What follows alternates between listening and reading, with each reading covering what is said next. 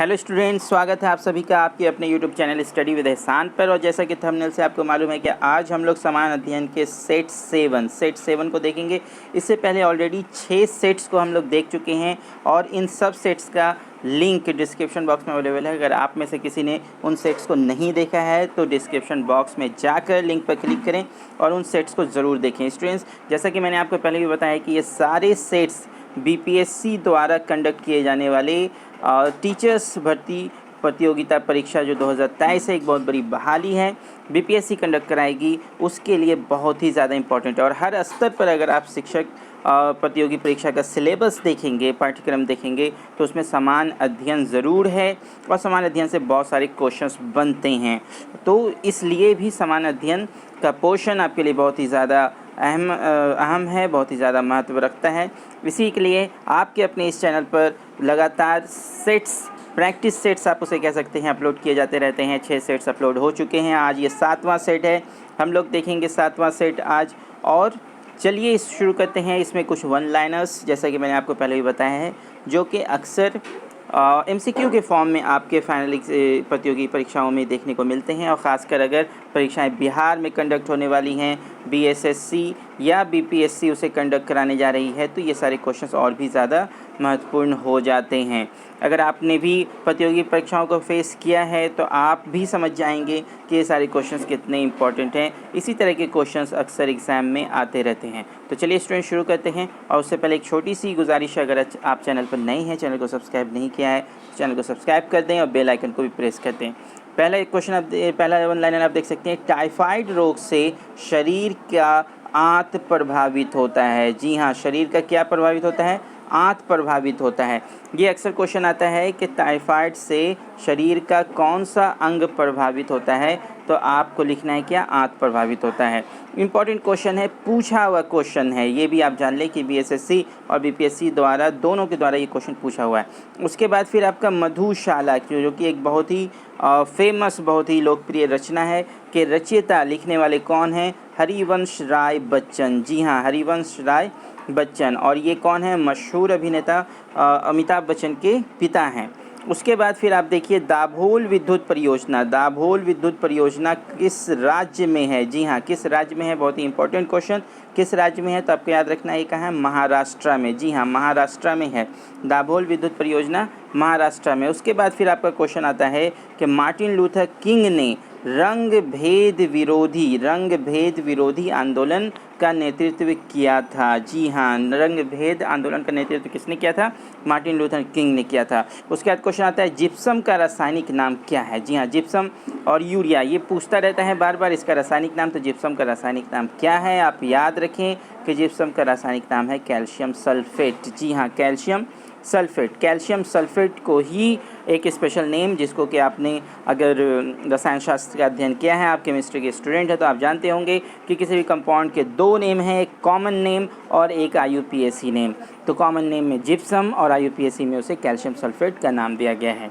उसके बाद फिर आपका आता है, शरीर की सूक्ष्मतम इकाई कौन होती है? सूक्ष्मतम इकाई, स्मॉलेस्ट यूनिट कौन है? तो कोशिका है। और आप ये भी जान लें कि इसका आविष्कार किसने किया था? रॉबर्ट हुक ने किया था। जी हाँ, रॉबर्ट हुक ने, इसका आविष्कार रॉबर्ट हुक ने किया है। तो यहाँ से एक और इम्पॉर्टेंट बात आप याद रखें कि सूक्ष्मतम इकाई तो आपका कोशिका है और इसका आविष्कार जो किया था वो किसने किया था? रॉबर्ट हुक ने किया था। जी हाँ।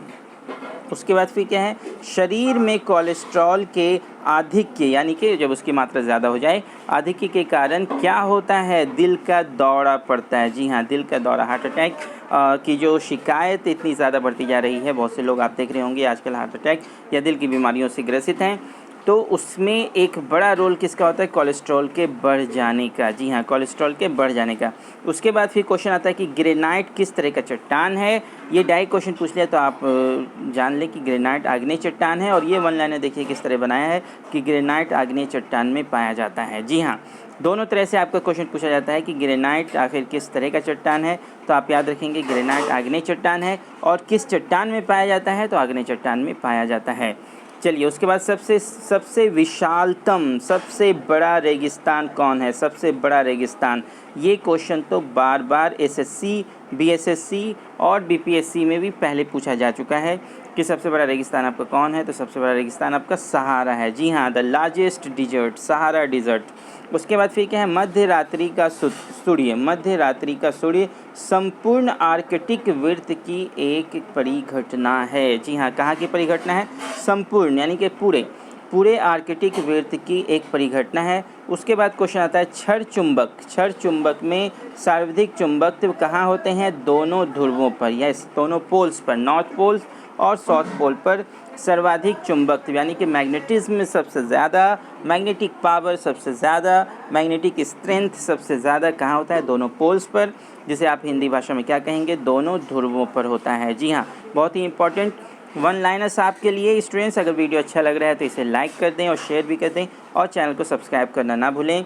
उसके बाद फिर क्या होता है, प्रोटेस्टेंट आंदोलन, प्रोटेस्टेंट आंदोलन आपका कहाँ शुरू हुआ था, की शुरुआत किसने की थी, मार्टिन लूथर ने की थी। जी हाँ, प्रोटेस्टेंट आंदोलन की शुरुआत किसने की थी, मार्टिन लूथर ने। जी हाँ, मार्टिन लूथर ने, आप याद रखेंगे नाम कि इस आंदोलन, प्रोटेस्टेंट आंदोलन की शुरुआत मार्टिन लूथर ने की थी। और फिर हवा में ध्वनि की चाल, यस ध्वनि की चाल यानी कि साउंड की जो स्पीड होती है हवा में वो क्या होती है, अगर उसे मील प्रति घंटा में देखा जाए तो 760 मील प्रति घंटा। जी हाँ, 760 मील प्रति घंटा होती है हवा में।